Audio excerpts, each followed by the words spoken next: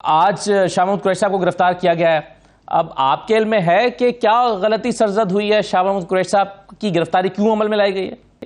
नहीं, मुझे उनकी आज की गलती का तो इल्म नहीं है। जो साबका गलतियां हैं वो आपको भी पता है, मुझे भी पता है।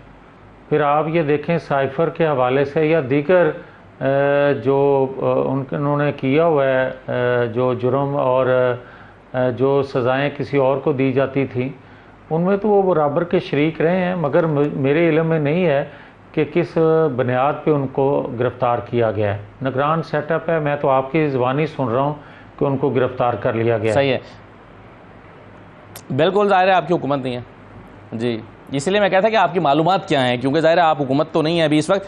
लेकिन सर ये बताएं कि एक सवाल का जवाब तो आपको पता है, इसका तो नहीं आपको पता, लेकिन ये आपको ज़रूर पता है कि मियां नवाज शरीफ साहब ने कब वापस आना है। और मैं ख्याल सारी पार्टी में सबसे ज़्यादा आप ही जानते हैं, अक्सर बताते भी रहते हैं। अब ताज़ा खबर क्या है?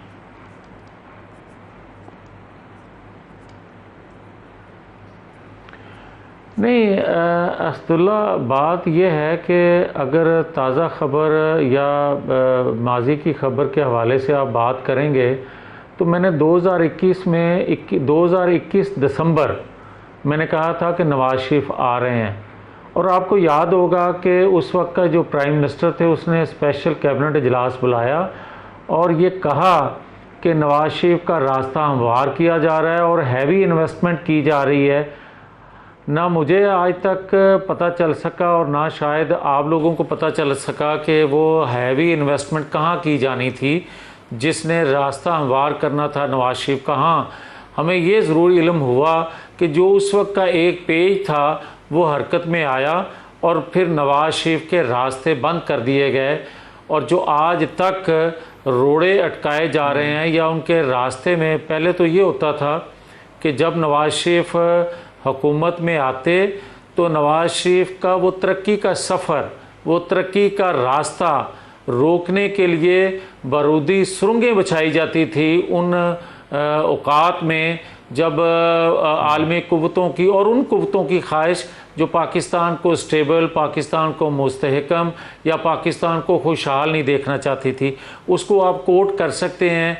जब नवाज शरीफ ने पाकिस्तान के दिफा को नाकाबिले तस्खीर बनाया तो उस वक्त नवाज शरीफ का तो कोई जुर्म नहीं था। जिस तरह आज आप पूछ रहे हैं कि शाह महमूद कुरैशी से नया जुर्म क्या हुआ है तो जिसकी वजह से उसको सज़ा दे दी या गिरफ़्तार कर लिया गया है, तो मेरा बड़े अदब से आपसे भी सवाल ज़रूर होगा और कौम भी सवाल आपसे ज़रूर ये कर रही होगी कि उस वक्त तो नवाज शरीफ ने कोई जुर्म नहीं किया था। पाकिस्तान के लिए एक ऐसा रोल, ऐसा किरदार और ऐसा फैसला किया था जिससे कौम उसको अपना मोहसिन कहती थी और आज भी कहती है कि जिसने पाकिस्तान के दिफा को नाकाबिले तस्खीर बनाने के लिए दुनिया के फ़ोन भी, धमकियां भी सुनी मगर उस पर कम्प्रोमाइज़ ना किया और उसको हाईजैकर बना के सजा दे दी गई। ये तो सोचने वाला है ना, फिर और सवाल करने वाली बात है ना करदा गुनाहों के सजा पिछले 25 साल में उनको ना करदा गुनाहों की सज़ा मिलती रही। नवाज शरीफ साहब को जो जुर्म उन्होंने किए नहीं उनकी सज़ा मिल रही है। लेकिन सवाल फिर ये पैदा होता है कि उनको अपना भाई जो वज़ीर आज़म था वो इंसाफ क्यों नहीं दिला सका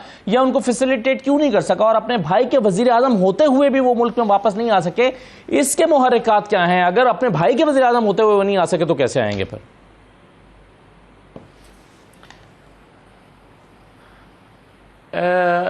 असदुल्ला, बड़ी मेहरबानी आपने ये सवाल किया। बात तो है ही असल ये कि हम तो जो नवाज शरीफ की क़यादत में पिछले 30 साल से जद्दोजहद कर रहे हैं और बार बार उसकी सज़ा नवाज शरीफ से लेके उसका तमाम नीचे तक का कारकुन भुगतता है, वो ये है आइन कानून की बालादस्ती। वो ये है कि हुकूमत में आके आप अदारों को इंडिपेंडेंट रहने दो। उसका हरगिज़ मतलब ये नहीं होता कि आप हुकूमत में हो और अदारों को डिक्टेट करो। जो पिछले 3.5 पौने 4 साल जिसको लाया गया था और वो बड़े फ़ख्र से ये कहा करता था कि हम सब एक पेज पे हैं और फिर जिस तरह नैब को अगले दिन डिक्टेट किया जाता था कि इसको गिरफ्तार कर लो, जेल वालों को कहा जाता था कि इसके पंखे उतार लो।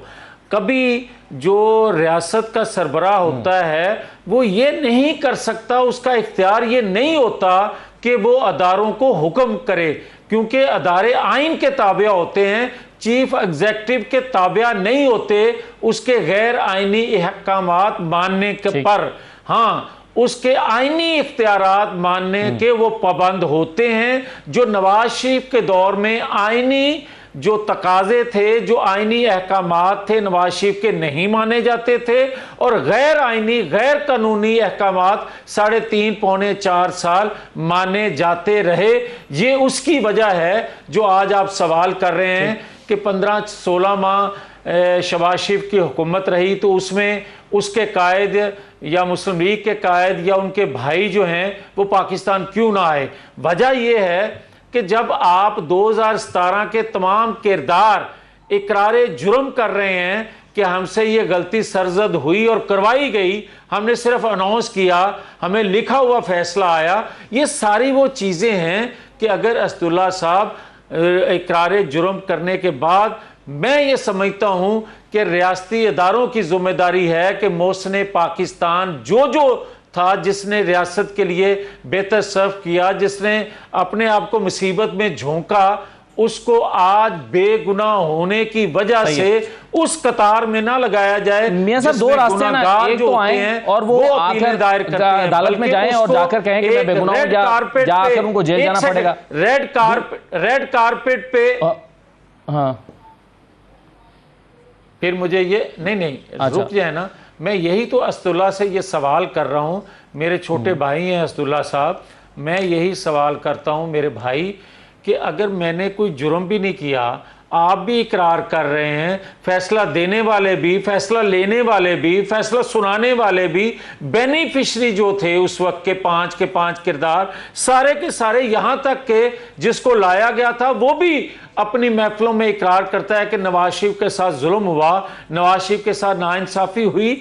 तो फिर मुझे भाई मेरे ये बताओ ना कि मैंने कोई जाती अपना फ़ायदा तो नहीं लिया था, मैंने रियासत का फ़ायदा किया था। तो रियासती इदारों की जिम्मेदारी है, चंद शख्सियात ने अगर गलत किया है तो रियासती इदारे बतौर अदारा उसको क्यों नहीं उसका मुदावा करते? भाई करना चाहिए, ताकि पाकिस्तान के लिए आइंदा भी कोई अपनी गर्दन पेश करके पाकिस्तान की तरक्की, पाकिस्तान की खुशहाली को यकीनी बनाए।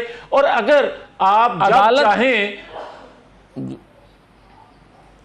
भाई, आप असदुल्ला साहब, मैं आपने बड़ी अच्छी बात ये भी कही कि मुझे ये बताओ भाई कि आप 4 बोतलों पे जो शराब की बोतलें किसी से पकड़ी जाती हैं, या किसी जगह गंदगी का ढेर लगा होता है, या किसी शहर में पानी का निकास का कोई बंदोबस्त प्रॉपर नहीं होता, तो आप उस पे आज खुद नोटिस ले सकते हो। वहां खुद नोटिस हो जाते हैं तो यहाँ क्यों नहीं हो सकता?